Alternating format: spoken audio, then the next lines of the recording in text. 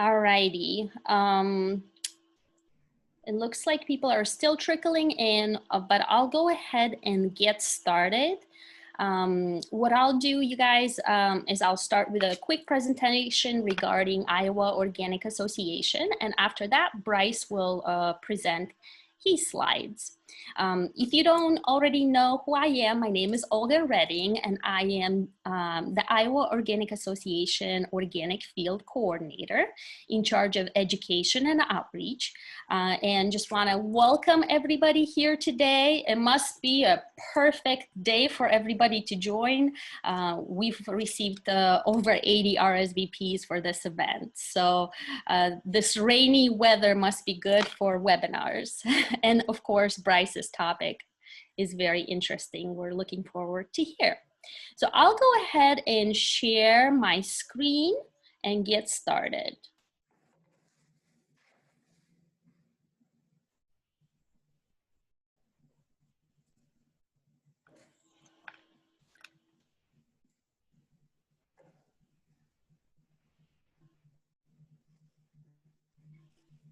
Again, everybody, welcome. Thank you for joining. So Iowa Organic Association, our mission, we have been established in 2006, and we are a statewide nonprofit organization committed to organic education, advocacy, and community cooperation. Our mission is to advance organic agriculture and food systems in Iowa. Our members are a diverse community of Iowa's farmers, gardeners, food and farm businesses, advocates, and consumers who are devoted to supporting and expanding organic communities. Our priorities are education, outreach, advocacy, and community. And just a little bit about each topic. With education, our goal is to provide programs, expertise, and information to help expand and diversify organic opportunities in Iowa. We have done growing organic expertise workshops, which are technical trainings across the state. We have also created the Midwest Organic Pork Conference, which is one of a kind. It was launched in 2019. We also have on-farm field days, webinars, and online resources. As far as outreach is concerned, we connect with target audiences and the public and promote research, events, and resources that are beneficial to the organic community. We've participated in various conferences and trade shows, and of course our website, e-news, event calendar, and social media, and our listserv are great ways to keep in touch with us and learn more about IOA and other organizations within the organic industry. And advocacy, we of course advance state level leadership policies and dedicated funding that supports Iowa's growing organic industry. Our goal is to always develop relationships with policy leaders, mobilize advocates and stakeholders willing to advance organic interests. And of course, our community that we rely heavily on, we encourage a culture of collaboration by connecting organic experts, stakeholders, and resources to strengthen Iowa's organic community. Our organic resource directory is available on our website in a PDF form. However, we also have paper copies available that I would be happy to mail your way. So be sure to connect with me via email. Let me know if you'd like a paper copy. My email is olga@iowaorganic.org. However, this resource directory was developed to provide and organic and transitioning farmers a wide range of resources to help encourage widespread success. In this directory, you can find over 900 businesses, nonprofits, educators, and service providers that are listed. This serves as a valuable tool for Iowa's organic community to achieve growth and continued success within the organic industry. Of course, as a nonprofit organization, we rely heavily on your support and your membership. There are various ways that you can join and participate to build our organic base and participate. You can reach out to Roz, our executive director, via her email, roz@iowaorganic.org, or you can even give her a call at this phone number listed. Again, thank you for your support. We couldn't do it without you. And this is the end of my presentation. So I'll go ahead and stop sharing my screen. And then I will allow Bryce to continue. Perfect. So we'll share this one.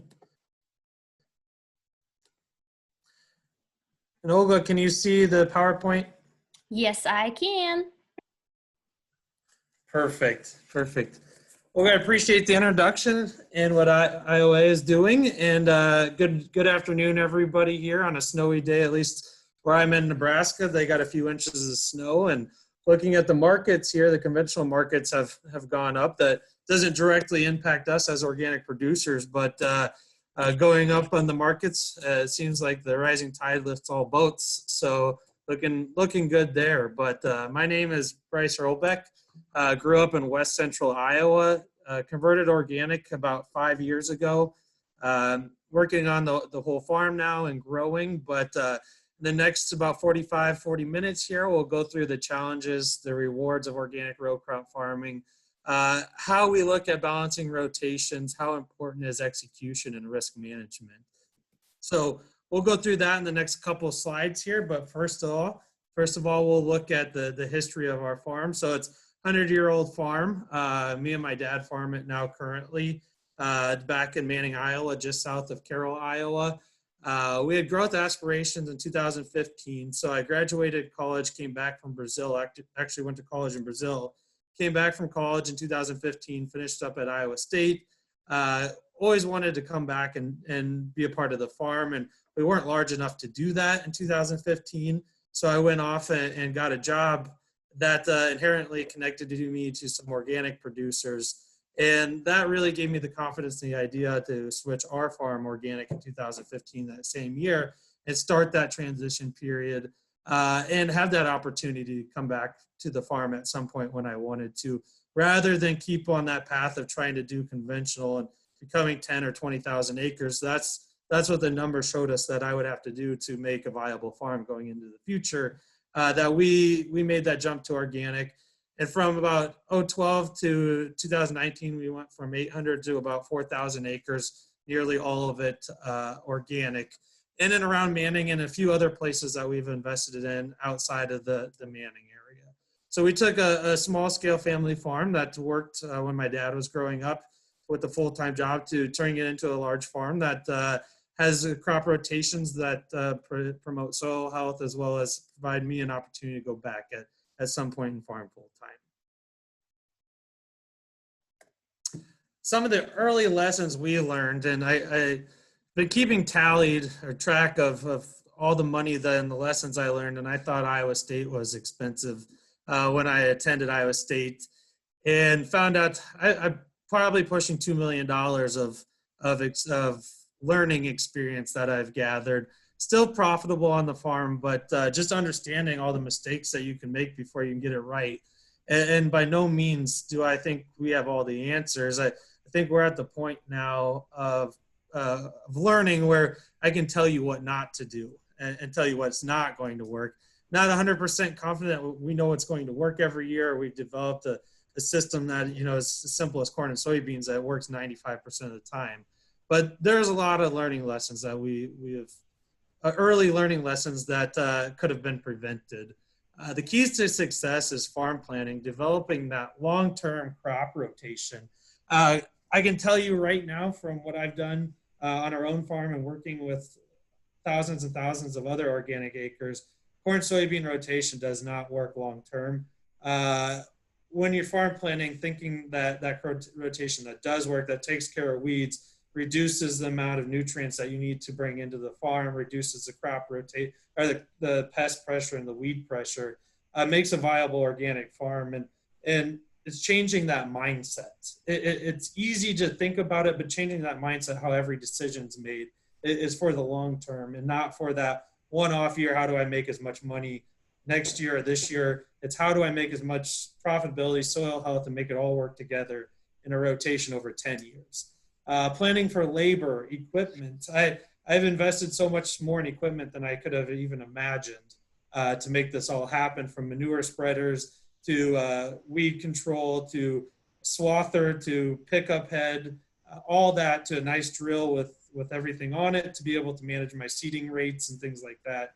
That there's a lot of planning that goes into that. And then risk management. How we grow 8 to 9 different crops on our farm. We focus on 3, but we have quite a bit out there. How do I manage my risk and all this? And it's not through just regular crop insurance. There's many ways to look at it. The other things that we've learned through this process is focus on your strengths. What are you good at on the farm and what are you not good at? The difference between 180 to 200 bushel corn and 130 to 140 bushel corn can be missing one critical pass on weed control. And how much does that cost you if you're not focusing on things that you're good at? Then leverage a network. It's impossible to learn everything on 1 year on an organic farm. What we've done at AgriSecure, the business that I started too, is leveraging that network that we're all learning each year and taking different things from the farms that are incorporated in a network and not making the same mistake that somebody else has made. Because over 4 years of doing this, we've advanced our farm by just learning from other farmers, so having a network. Then keep it simple. We talk about the 8 to 9 crops that we raise on our farm back in Manning. And I say we raise 8 or 9 crops, but we really raise 2 crops on a scalable level, corn and alfalfa. The rest of the crops are fill-ins. They're either experiments, fill-ins that we want to build into our rotation. We're just not comfortable of planting 1,000 acres of barley or 1,000 acres of peas, or even doing 50 acres of soybeans. I'm not comfortable with that without figuring out how to do some type of management reduction and things like that to make it viable in a larger rotation. So what we've identified on our farm for organic, our strengths are agronomy and crop innovation. We're very good at trying new things and how rotations work. With the agronomy side that I went to school at, again, I don't know everything about agronomy, but we're learning over the last 4 years and through the network. And some of the strengths that my dad brings is the equipment side of it. He can build anything, repair anything. This year we ran into an issue, had to get a swather and a pickup head out of Canada. He had it down on our farm working in under 3 days. And so those are the strengths that we really have. And risk management. I understand insurance very well, understand how to mitigate certain risks, either through crop rotations, insurance, building that budget, understanding what things actually cost on our farm, understanding where our risks are. That's one of the strengths that we have on farm. One of the things I was not good at was record keeping, understanding the viability of long-term rotation. So understanding what alfalfa brings to that long-term rotation of planning by return, net revenue, weed control, things like that I had to go outside, learn from. Actually, our neighbor, we hired out all of our alfalfa in year 1 to learn from him doing it, when to bale it, all that type of stuff. So those other crops, we took baby steps into them, to learning and understanding them. Input and best practices and innovations. We can't possibly know everything from our farm or learn everything in 1 year. So how do we buy inputs? What inputs do you use? Do we use biologicals? What biologicals work? But when's the cheapest time to buy chicken manure? Just learning that has saved our farm over $100,000 this year of buying chicken manure at the right time. So those are things that we brought in and understood and learned from other people, as well as innovations such as no-till soybeans, roller crimping, and those things that we take from different people. IOA, people out in Wisconsin that are doing it. So bringing that information in and utilizing on our farm.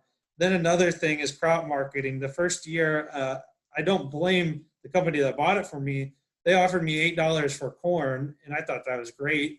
I didn't understand what the market was, which is probably more in the 9 to 10 range. And so having information and having that black hole filled in by somebody else on the crop marketing side has really helped our operation. So understanding the strengths and weaknesses of your operation and what the people in your operation are good at. And if your answer is all of it, it's probably not a good answer from what we've learned. One of the things we do, I do not transition any crops through corn or soybeans for numerous reasons that I'll go over. Number one, if you do it legally, you have to take transition insurance, which drops your T yields on your insurance down to very low level. So the risk of me raising corn and soybeans in transition is very high. And using that transition insurance it doesn't cover any of my risk. So one of the things I've done is transitioned everything through 1 year of oats alfalfa. The second year of alfalfa is just straight alfalfa.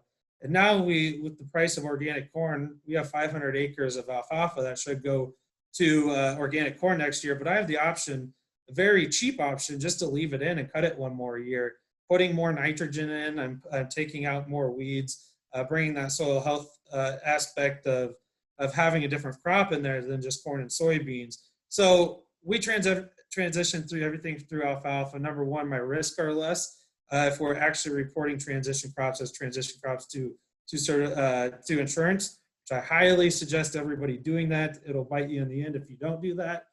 So just something that we've learned in the insurance part. But getting back to the alfalfa, it provides weed control. It brings nitrogen in. My nitrogen costs almost $1 a pound. When you figure on 50 pounds of nitrogen per ton of chicken manure at $50 a ton delivered and applied, $1 a pound, $100 to $125 pounds of in when I take my alfalfa out is worth quite a bit to me in the weed control. And so when we transition on B&B Irlbeck Farms, it's nearly 100% through alfalfa. Here's some of the things. Here's one of the fields that we have transitioned this year. It's the first year. We did oats and alfalfa. The oats averaged, I believe, about 73 bushels, which is pretty good because we had half the stand of oats that we would have if we were going for oats. We take the straw off. We've developed markets for straw, and then took about 2.1 tons of alfalfa on the last cutting off of this. And so we broke even on this field first year in transition. And really my work into it was planting the alfalfa, harvesting the oats, and harvesting the alfalfa. And so I'm not trying to cultivate transition corn or soybeans or have walkers or bring in 10 tons or 5 tons of chicken manure per acre to transition. I have really low management on this, which in return allows me to go and focus on the organic crops, our operation to do that. Here's the field budget. So the return on land management is about $60 an acre. And we didn't have manure on this field, so that shouldn't be in the budget. So it's about $140 an acre on that. But we had $83 for seed and drilling, dry spreading. We did do some calcium sulfate. Then we had harvesting in there at $60, and the harvesting the hay twice at $60. So again, we're not breaking any records about return to the operation, but we don't have a lot of management into it. We're not gaining any weeds. We're building that soil up, and we're providing nitrogen. Just thinking again, all the things I talked about at alfalfa takeaways: minimal risk, weed control, fertility added. It's break even to profitable during transition if you're accounting for 2 years. The cons are the upfront investment in year one, the complex harvest logistics that many people don't have the equipment or understand the markets. Equipment investment can be heavy if you don't have any alfalfa, but I would highly suggest figuring out that number on it. For us, it made sense to invest into it, and I think it does in most places. So markets are regionally based. That is true. There's some places that alfalfa is not the right choice, but still keep the same principles that you're going to have a crop that you can take out weeds, different than corn or soybeans, be able to do it over 2 years. It can't just be one small grain crop. That doesn't seem to provide the same benefit. So those are the pros and cons of alfalfa we have found on our farm, and why we do 2 to 3 years of alfalfa and a 6-year organic rotation. Here's the organic corn, 2020, and we planted at 34,500. It's a 113-day, planted June 1st. It's a really good farm. As you can see, we took off 2.5 tons of alfalfa before we planted the corn, and it had been transition alfalfa before that. This farm, through pretty much everything imaginable, late planting, drought, and getting blown over by Direcco, I did about 171 bushels an acre, which about 30 to 40 bushels below what we would have expected on a really good year. But it received nearly zero rain and took direct winds on it. Not horrible. It wasn't blown over horrible, but it probably dropped it 20 bushels easily with the wind event that we had. Here's another organic cornfield. So we don't have all straight flat fields. Most of our corn is planted that last week of May. As you can see on our ends, I took a picture to remind me for next year that why we don't do end rows. That's where the grass pressure is coming in. And we are going to take the end rows out and put alfalfa, leave the alfalfa in there for end rows. This field, it was in the 150 to 160. It's not as good a field. Again, we had the drought and the wind come through the farm here. So we rotary hoe and cultivate one time. These are all coming after alfalfa. That 3 years of weed control, we really reduce our input into the fields through our equipment side by planting a little later and also having that 3 years of weed control through alfalfa. Here's that same field that we talked about that came after 2 years of alfalfa planted in June. Tasseling, cool weather. It did have 2.5 inches of rain during the tasseling, but I think it had about 15 to 17 inches of rain total. We took 2.5 tons off of it, and there's that field again. Very good weed control. This was actually the day before that wind, actually the morning before that windstorm came through. And take a look at it. It looked really good. Had a good stand. Was really happy with the field, but the windstorm came through and it continued dry through August. If we look through the organic corn, here's my budget. Organic paperwork filling in for that is about $17. 2.5 to 3 tons of chicken manure cost me about $146. We use calcium sulfate. We had disking, field conditioning, planting, rotary hoeing, cultivating once, crop insurance, harvesting, and drying and hauling. So it's anywhere from $450 to $500 an acre for us to plant organic corn after alfalfa. We figure on $600 to $700 an acre if we're not coming after alfalfa for extra nutrient costs, extra passes in there. And so at $7, 175 bushels, we're looking at $1,300 of revenue, but the return before land is about $867. So if we figure in $350 rent, we're looking at about $500 of profit per acre on our corn years coming after alfalfa. If we looked at the data, if we're not coming after alfalfa, it's significantly less.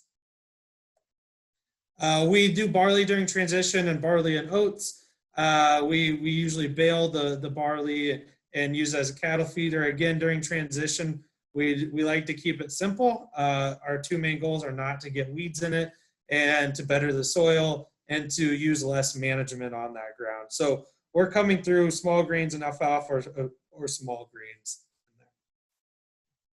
One of the things that we have figured out through our farm and manning is long-term rotations. I work with a bunch of growers across the US on their farms. And one of the most difficult things is getting away from corn or soybeans, understanding that long-term rotations are the way to make this most profitable, most enjoyable, and less workload. And so we look at the long-term rotations, we think the price of corn over the last, I think this is the last 10 to 20 years, our average corn price has actually been around the upper $9. We put $7 in there to show that that's where it is today. We didn't want to mislead anybody, but that $9 mark has been the average the last 20 years. If we're figuring budgets today, the $7 mark is much more conservative. And what we've learned from going from that $12 when we first started organic to that $7 now is just okay is not okay. I can make so many mistakes at $12 that we can't do now that we've learned that. And so organic production can be that very rewarding, both financially and professionally, but it requires so much thought and expertise now to provide that financial benefit that is different than when corn was $12 and beans were $30. It's just we need much more planning and execution to be successful. And how do we do that through the long-term balance and the long-term rotation? Is managing the economics, the management, and the agronomics. And walking you through our decision process on our farm is the agronomics through alfalfa is how we're making the bigger part of our decision right now. We know alfalfa sets us up for a really good organic corn year, reduces weeds, reduces our management that we have to do. So it makes that management part of the bucket much smaller. And it sets us up for long-term success in corn. Well, that economics has to be balanced because we take a loss in our first year establishing alfalfa most years. So how do we balance the economics, the management, the agronomics? If we hire a lot of alfalfa, so we hire everything cut, we hire everything baled. The only thing we do on alfalfa is the raking of the alfalfa and putting it together. So we have to understand the management of it. When a lot of organic producers start in organic production, their main focus is the economics of it. How do I get through the transition? And how do I make it all work to get to organic? Which is not a wrong way to look at it. We just have to make sure we balance it so the agronomics work out when you become organic that third year. And you haven't totally forgot about that by replacing with economic decisions. You know, some people love to do corn and soybeans through transition because they feel comfortable with it. It's something they've raised and so on and so forth. But is that really the best agronomic decision across your whole farm to do that? So really balancing these three things is key to being successful, we found in organic. And so agronomics are supported by the right rotations, weed management, mitigated the potential weeds, allow for a cleanup. So I have guys in Illinois that farm really, really, really good ground. Do they need to have alfalfa three years out of 6? No. If they have it 2 out of 10 years on their ground, it is sufficient. So it changes by what type of ground, what type of cultivation you can do. All those things change the weed management.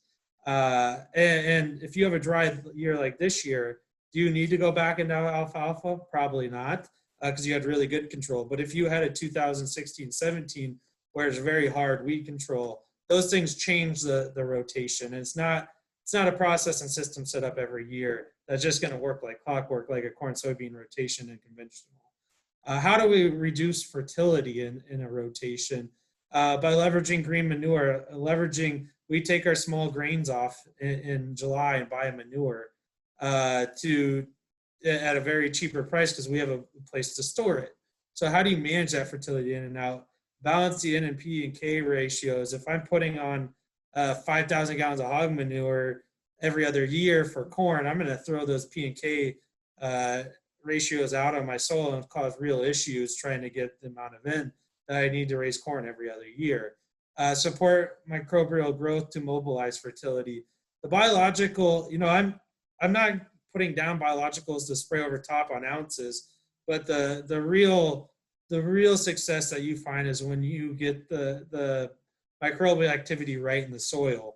That's when you start that professional fun of farming comes back again. When you weather a storm by having good soils, by having good fertility, have it balanced, have a rotation that's resilient, and you're still doing good yields throughout the hard years. That's when you hit the moment that you have things working for you. When you're constantly fighting things that always come up and you say, oh, it's just that year, it's just that weather, it's just that bug that came in. It's just something every year, and having resilient soils doesn't happen overnight. It happens with doing all the other things right, which leads us into that soil health, that diverse plant species. We're raising alfalfa, corn, small grains, and peas and we're incorporating soybeans. So having that diverse cover crop mix with different mixes of fertility, different times and balancing soil through micronutrients and sulfur, calcium, NP, and K has really helped us with that complete soil health package. And so we look at corn, soybean, wheat. This is not figuring in land rents and what our data is showing us in a 10-year rotation. So the corn, soybean, wheat rotation, we figure will bring back $343 an acre here. And over the time, I'll go back, sorry. Over the time, what we've seen is with just a small rotation, with the short rotation, is the yields start to go down over time. The weeds get you, the diversity isn't there. We see it go down slow and slow every time until you get to a point where organic doesn't make sense. And not saying this happens everywhere, it's just a trend that we're seeing working across the country with some of the growers that we work with. How do we start bringing that biological activity back up? So disadvantage is weed suppression is hard in just a corn, soybean, small grain rotation.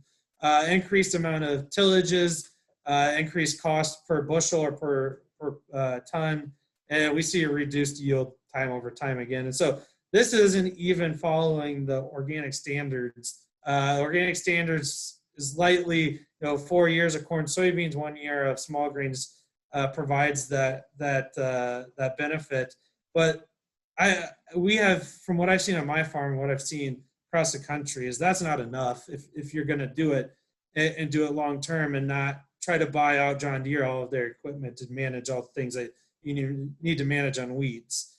And so it really comes into a longer term rotation, thinking about things differently. So this is a corn, barley, soybean rotation. This will allow you to do no-till soybeans. It allows cover crops into it, things like that are beneficial to management, your personal time of getting away from the farm and not being required to be there every day to solve issues that come up on it. But these are the things that we think about through our farming operations and AgriSecure, the company that I started, is what is the numbers telling us and how do we match that through the soil health, the nutrient numbers needed, crop rotation, weed control. How do those all match up? And we can start taking those numbers out and understanding what's working and what's not working. One of the things that we figured out on our farm is being able to execute, whether that's at 50 acres, 500 acres, 4,000 acres, 10,000 acres. I can make just as much off of 500 acres on 4,000 economically on 500 acres as I can on 4,000 acres done wrong. So execution, it goes back to that mindset change. A wrong move, a miscalculation, not being ready, not understanding how much equipment you need, not understanding your soils and fertility and crop rotation. In conventional, that takes a 240 bushel farmer down to a 230 bushel farmer. In organic, that can take 200 bushel grower down to 130 bushel grower very, very quickly. And so understanding how to execute, and that goes from, we're not planting corn and soybeans anymore, we're applying manure by the ton and getting a half a ton of manure in the wrong spot less can cause that, down to seeding wheat, understanding how to execute on setting a drill. I remember the first day, or when we started this, my dad came back with the drill half full completed, and he had planted half of what we needed on that farm. So we had to go back and replant it. Those type of mistakes are so costly on an organic farm that you don't realize until you make them. Conventional is so processed and systemized that the chance to make mistakes are not as great there. Economics returns supported by the right rotation. So this is one of the rotations that we put together, understanding that alfalfa, I believe this does have rent figured into it. And so I'm going to lose money the first year on alfalfa most years, depending on my oat yield, oat prices, late alfalfa yield, and straw prices. that can change drastically, but I figure I'm losing money the first year in alfalfa. Second year, I'll make it back. And the third year, we'll have really, really good corn from having that rotation. Then if you look at a soybean, wheat, corn, pea, organic corn rotation, we really look at those rotations to balance out the farm work, the nutrient needs, the weeds, and everything in between there. And economic returns, and you're going to hear me, these rotations are so important that figuring out that rotations that is executable and manage your risk gives you that return year over year. And it allows you to take that risk out of what am I going to grow this year? Where am I going to get the chicken manure? No, I'm going 300 acres of corn because it's coming after alfalfa. I need this much chicken manure. I can go shop for it, put it on the side of my field, and start really focusing in on executing.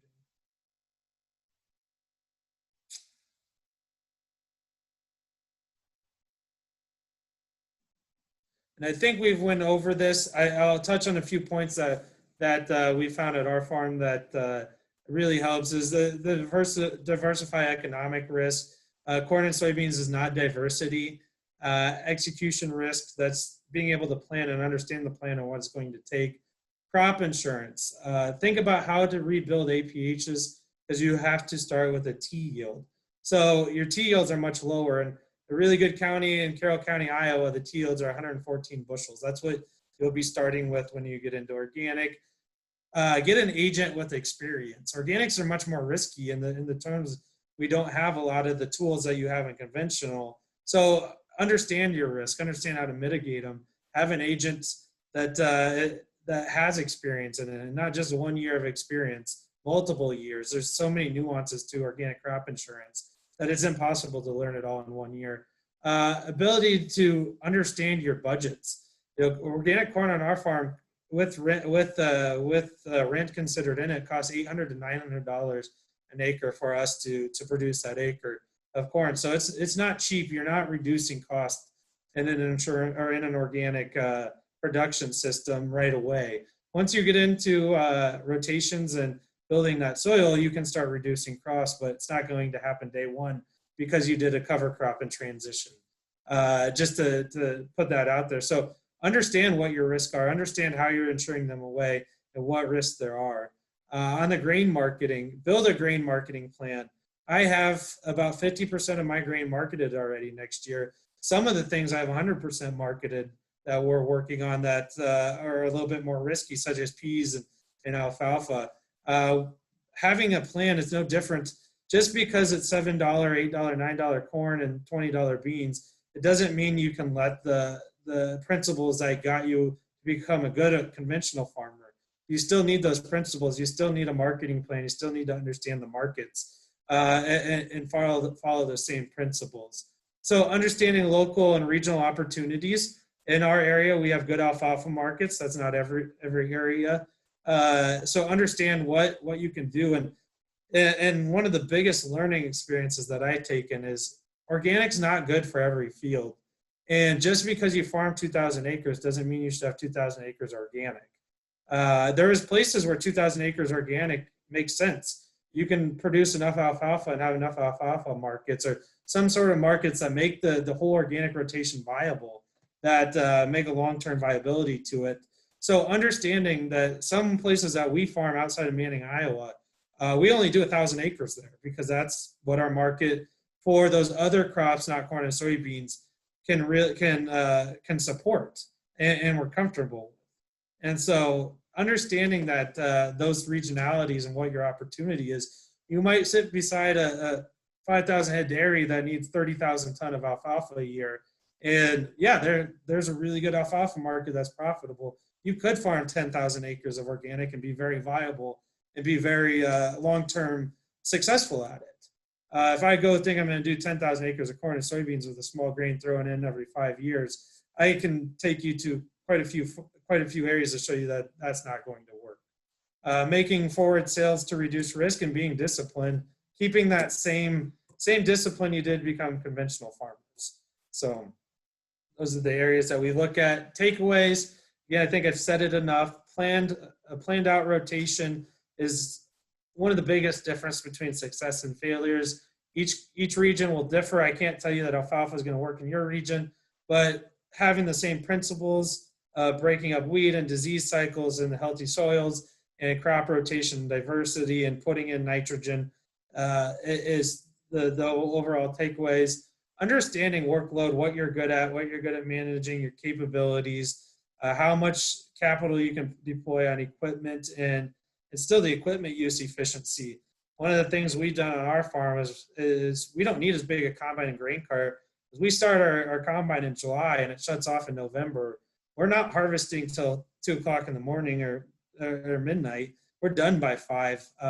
We're pushing different crops at different times of the year. We just don't need that big equipment or work till 10 o'clock at night when we're doing that. So understanding that, evaluating cost of nutrients and creating an increase of nutrient cycling. So increasing what you're doing on your farm. One of the big things at B&B Irlbeck Farms we did was we decided the reason we're going organic and not staying conventional was we wanted to stop giving our money to everybody else. So organic was that pathway to pay you to figure out how to not use fungicides, not buy all this stuff that we buy outside the farm. Not saying it's not good, not saying you shouldn't use it, but if you want to be a conventional farmer and spend all your money off the farm, there's easier ways to do that than become an organic farmer. So use products when you need them, but don't use them just to put a blanket on your farm. And so those are things, the takeaways that we have from AgriSecure, which we work across the country with about 75,000 acres or close to that now of organic production, helping them with certification, helping them understand exactly what we talked about today in a more detailed, integral part to their operation and consulting with them. So this isn't just the data information and learning is not just off the Western Iowa, it's taking it from all across the United States. And with that, Olga, that's what I have. I think we're pretty close to 12:45. I don't believe I can see the questions here. Yep. There were a few questions that came in. This is perfect timing. Yes, so there is a question from Margaret. Yep. She said, Bryce, are you selling all of the farm's hay on the organic market? If not, what % on organic and what % is conventional market? Yeah, so in the past 5 years, I've probably sold 100 tons of organic hay out of thousands and thousands of tons of alfalfa. And so I would never sit down and build a plan to sell organic hay in most areas of the U.S. Don't get me wrong, there are some, even in Iowa, there's some markets for that. But I would never build a plan around selling organic hay. So there just isn't that market out there. So I'd say very, very little of what I do is organic alfalfa. Okay, there is another question from Kim. She said, Bryce, what about the extraction of alfalfa of nutrients if you are not feeding the alfalfa on your own farm? Yeah, so definitely a high consideration that you have to take into, because a good alfalfa crop will remove 400, 500 pounds of potassium, a lot less phosphorus, and I might be wrong on this, so don't quote me, but 200 to 300 pounds of calcium.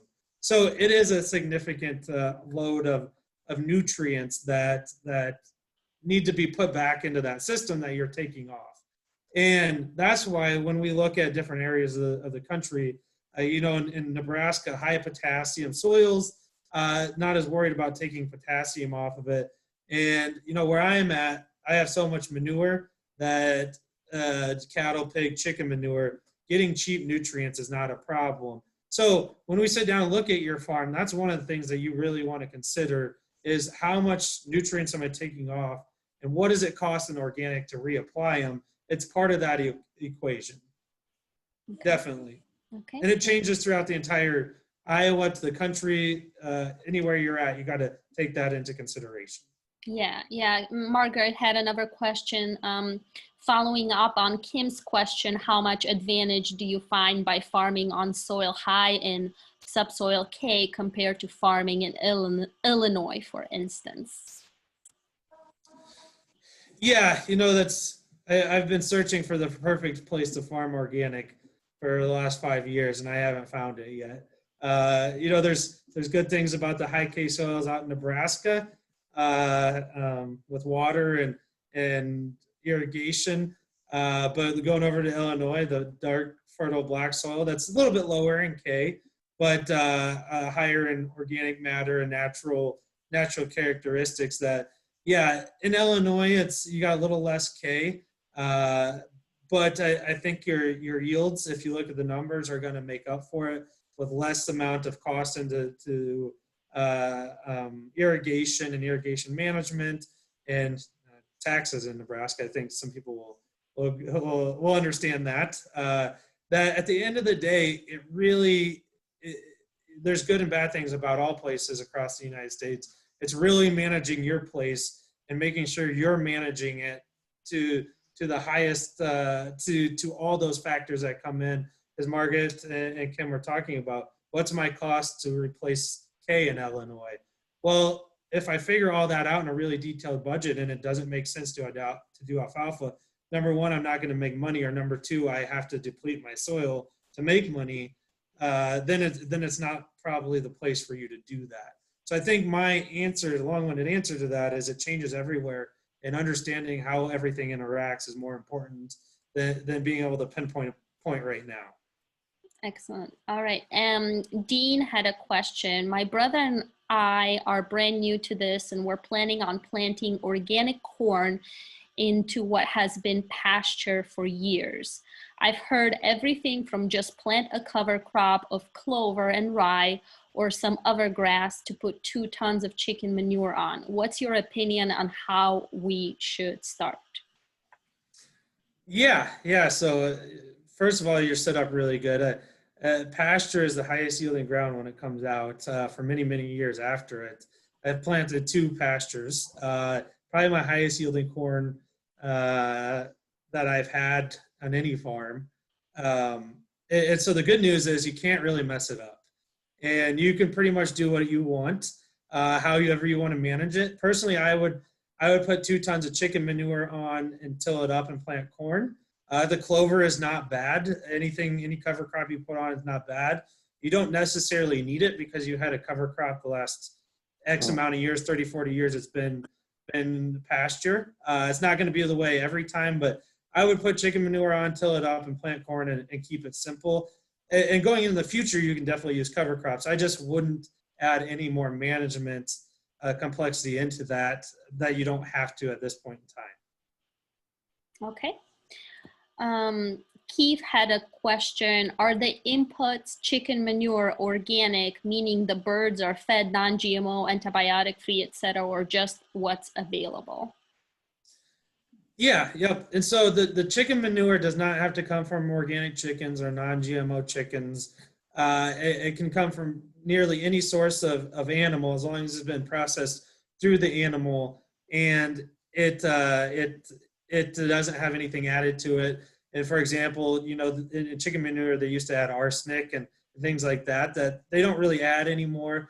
But there is some lagoon additives that prevent you from using manure. And that's what we do with AgriSecure, is help you understand what you can and can't use, and help you understand that how those rules apply to you. So, okay. Benjamin had a question. Over winter, are your fields fall tilled, then chicken litter, or are you using any covers to keep something green growing as much as possible? Yeah, so in our current state of what we're operating at, and this is a progression every year. One of the best things that I've heard on a podcast is you try to make corn and soybeans conventional into organic, and everything stays the same every year. For the most part, we try to keep that, but things change. But right now, we'll leave alfalfa over the winter, and we will take a cutting off of that and plant corn later, because we're going to plant corn later anyway, to reduce weeds, reduce our passes through the field. And then after corn, we are going into a small grain. So we won't really do any tillage in the fall. We'll come in the spring and lightly till it till we feel we have a good enough seed bed, and do a small grain back into alfalfa. Okay. So rarely do we keep our ground uncovered. We try not to. There's some instances I could see in the future we might, but that's just because we're coming in early with some sort of small grain that we just can't, there's no time for a cover crop. Okay, thank you. Okay, Fransworth Farm had a question. How soon do you anticipate corn becoming unprofitable because of the upscaling of organic? Yeah, and that's the stance we took at our farm is organic corn is still a commodity. You still have to be the lowest cost producer. And so that's incorporating everything we talked about today. There's a lot of people that just buy as much manure as they can, do a rotation that doesn't support that soil health, the building of nitrogen, the reduction of weeds, the cost of management.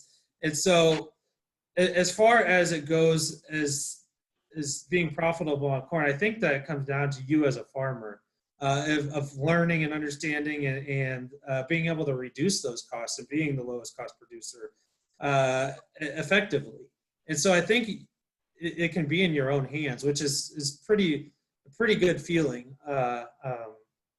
Instead of, in conventional corn, it's not in our own hands. It's what government handout are they going to have, or who's what in what trade war. There's enough profitability in organic, even at $7 corn, done right and done well, that it's really in your own hands to be profitable.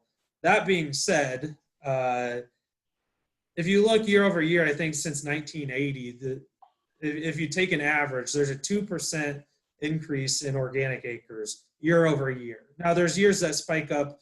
There's years that we see a reduction in organic acres, and we've always had a high price. And so what that tells me is a lot of people get into organic production.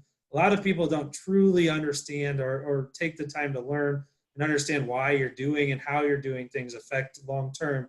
That in the end, the weeds get you and you can't do it anymore. And so you don't see a sustainable long-term organic acres stay in.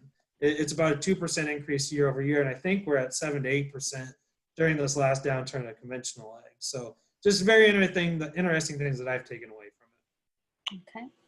Okay. Keith had another question, and he asked, have you done no-till? So as far as no-till, I have not really done true no-till. I had a field set up to do it, got hairy vetch planted last August. Winter came, winter killed a couple significant patches of it. We couldn't do it. And so I haven't done true no-till. I am for no-till. I'm just not going to do it over 40 acres right now because I haven't seen successful no-till done across the country on a large scale. I've seen it done certain fields, certain areas, year over year, certain years. But if you start piling that data and understanding the success rate, it's not great right now. I think there's an opportunity to do it. So I don't want to tell people that I'm against it. I don't want to tell people it's not worth doing. It's just to be cautious and do it at a scale that you can manage. I think there's a really good chance to do no-till soybeans with rye. But again, you have to have alfalfa in that rotation to clean up a field.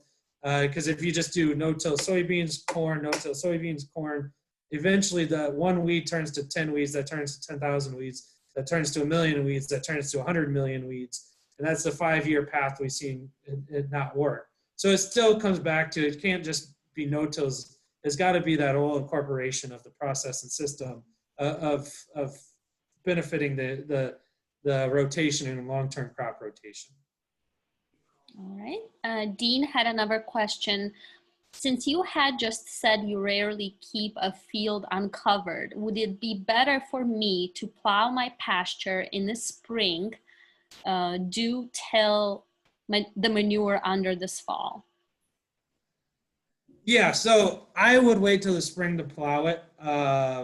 That's my personal preference, and I'm not a big plower. I understand why you're doing the pasture, don't get me wrong. I would wait till the spring to plow it. There's no reason that you need to turn the soil over and expose it to wind and weather erosion more than you have to do it. And so I would wait till the spring to plow it. We're spreading all of our chicken manure right now.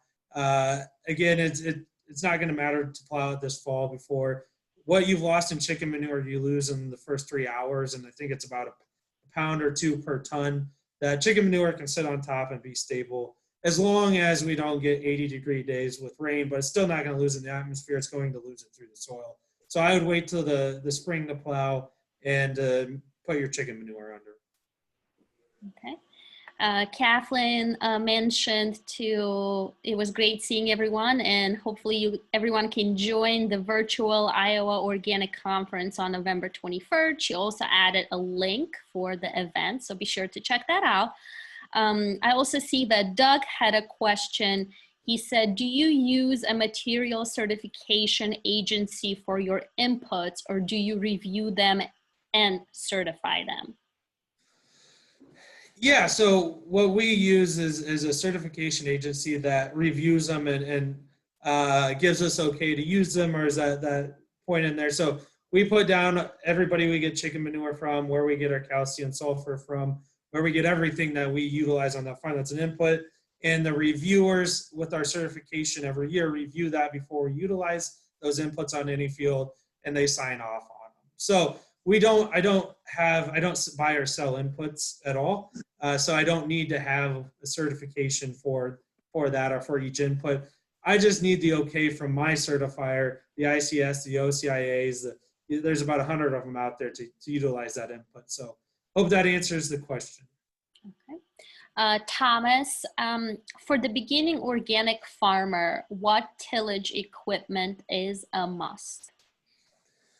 Yes, and that changes by size, that changes by where you're at in the country, changes by soil type. So I can give you how we made our decision. We farm a little bit steeper hills, not really steep, but they're not flat and level, that we have to reduce our tillage, and I'm not going to plow. So I like things that are quick, that I can get crops planted back into them. I can get over a lot of acres. But if you're doing it simple and you don't have tough, dark soil to move, a good disc and a good field cultivator with overlapping sweeps will do about anything you need it to do. With a rotary hoe and a cultivator, you can farm 300 to 500 acres with that very well, having those simple tools. We like a high-speed disc. We use that for a lot of things, just because the efficiency, how it leaves our soil afterwards and seed bed, that we're not having to do a lot of extra passes and a lot of extra tillage. So keeping it simple to a disc, field cultivator, rotary hoe, field cultivator will get you quite a ways into it. And then getting those other tools that could be much more expensive down the road when you have the cash had been my philosophy and how I started. Wonderful. All right. Well, yeah, it looks like I don't have any more questions, Bryce, and we're right on the 1 o'clock hour. So if there's one last question, you guys can enter it. But otherwise, I think we're good. Yeah, great program. Thanks for the answers, and thank you, Bryce, for your time and experience. This was very helpful, I'm sure, to many. And yeah, you guys be sure to check out the video on our YouTube channel. I have a recording of this that I'll upload to our channel, and check out your email for that. And also I'll be submitting an evaluation to everybody that participated to just get your feedback on how you thought this webinar went. Oh, looks like one more question. Rory said, any thoughts on a tine weeder? Yeah, we own a tine weeder. And one of the overall thoughts is no tool is going to solve all issues. And so I had that feeling with the tine weeder, and I've learned from now that it's not to solve all issues, but it's a really good tool. It can be effective, used at the right time, but you're still going to have to own a rotary hoe. It's just an addition, so it's not going to replace a lot of things, but a good addition if used effectively, and it's a good tool to manage weeds. Awesome. All right. Well, Bryce, thank you again so much for joining us today. We really appreciate it. And for everyone, stay tuned for an email with the link as well as the evaluation survey. Thank you. All right. Have a good day, everyone.